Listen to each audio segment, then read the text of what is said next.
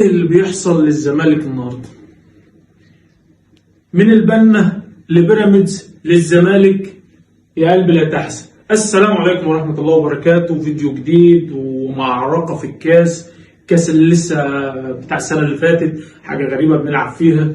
المهم البطولات كلها بتخلص بتاعت السنة دي واحنا لسه في كاس السنة اللي فاتت. ما علينا. قبل ما ابدأ في الكلام، الحمد لله ان هو كده مش اتحاد الكوره مش هيحط لنا عقبه بكره او حكم زي ما هم عاوزينه، لان الزمالك مش في النهائي.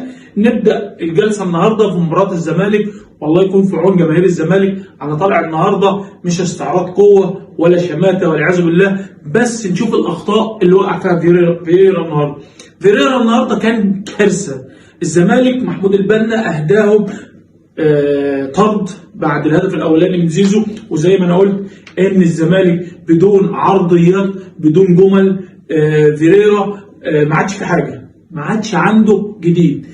كوره ركنيه، لو رجعنا لاخر 4 مباريات 5 مباريات هو نفس الهدف اللي بيجي من الكوره الركنيه او الضربه الثابته، انما ما فيش جمل، ما فيش تكتيك. سيف الدين الجزيري فاول قبل الطرد، والطرد ما يحسبش طرد لان كانت العرقله ما كانتش قويه جدا وما كانش اتجاهه، او بمعنى اصح علي جبر ما كانش بخطوره، بمعنى ان سيف الدين الجزيري ما كانش دايركت على المرمى وما كانش الخطوره القويه، على الرغم ان هو جيد جدا في ونرجع نقول ان اهداء الهدف الاولاني وبعد كده طرد علي جبر اللي كانت نقطه تحول لبيراميدز مش للزمالك. دي كارثه ان انت بتلعب ملاكم وجايب فيه جولتين وباقي جوله، والجوله الثالثه هيلعبك بيها بدراع واحد وانت مش قادر.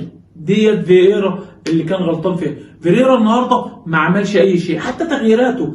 انت بتطلع السيسي اكتر واحد كده، هو والمسلوسي ودونجا وتوفيق كبير جدا اللي كان شايل الدفاع حسام عرفات.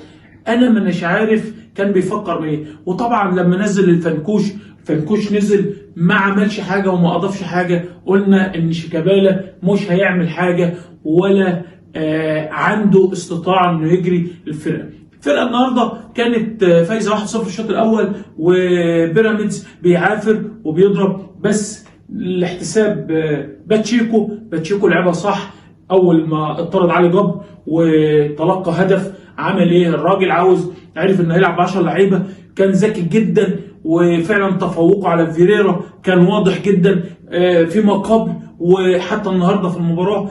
كان راجل عاقل، راجل فاهم بيعمل ايه. طلع عبد الله السعيد صاحب ال 38 سنه اللي مش هيقدر يدي في الوقت بقيه المباراه، وعلى الرغم من الكلام ده كله كان في بدايه الشوط الاول يطلع عبد الله السعيد ويغير اسامه جلال اللي مش عارف هو قاعد ليه. اسامه جلال نقطه تحول لما رجع تقريبا الدفاع تماسك وما كانش فيه خطوره قويه جدا على بيراميدز. بغض النظر عن باتشيكو، انا بتكلم على فيريرا بيعمل ايه؟ انت الشوط الاول فايز 1-0، مفيش تغييرات، انت ادائك في الملعب مفيش جمل.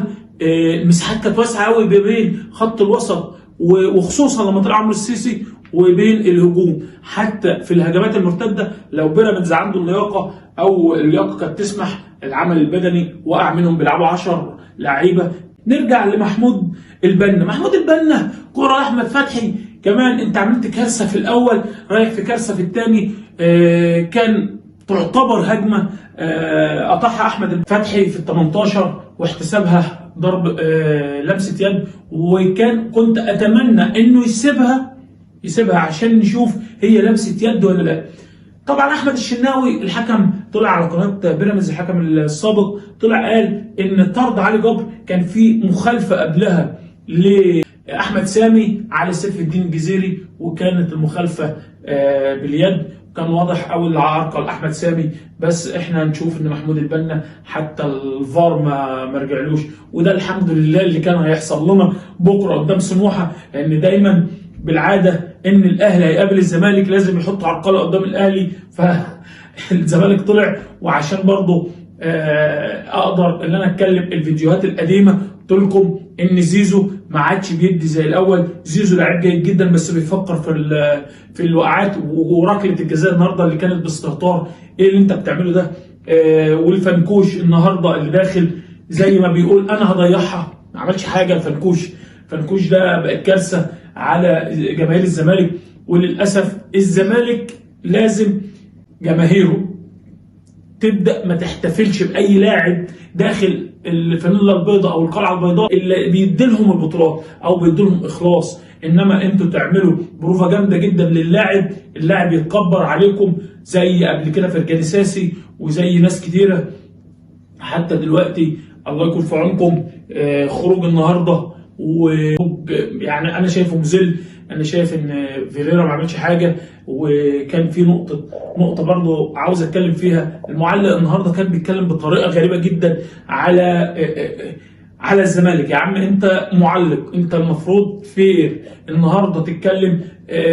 طبعا انت تشجع نادي الزمالك زي بعض الاعلاميين. احنا عارفين ان بعض الاعلاميين وبعض المذيعين كلهم اما اهلاوي اما زملكاوي، بس ما تبينش انك زملكاوي قوي، ما تبينش انك قاعد تتكلم بطريقه مستفزه جدا. كل كلامك ان الكلام للزمالك، الكلام رايح للاعيبه الزمالك اكتر من اللازم. وده مشكله احنا شايفينها برضه للاعلاميين حاليا.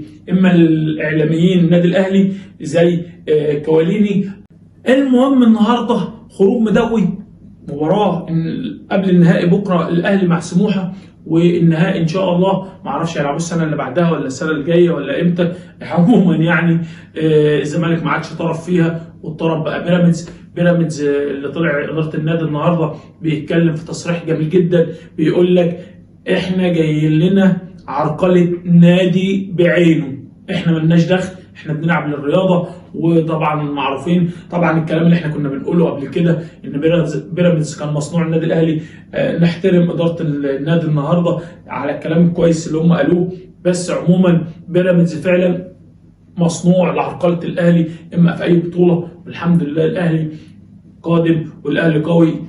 اخر الفيديو جديد في القناه، اشترك في القناه وفعل الجرس. ولو انت معانا ما تنساش اللايك، عاوزين نوصل الفيديو ده ل 1000 لايك 2000 لايك حسب ما تحبوا. انا شايف اللي كده اوجزت، والسلام عليكم ورحمه الله وبركاته.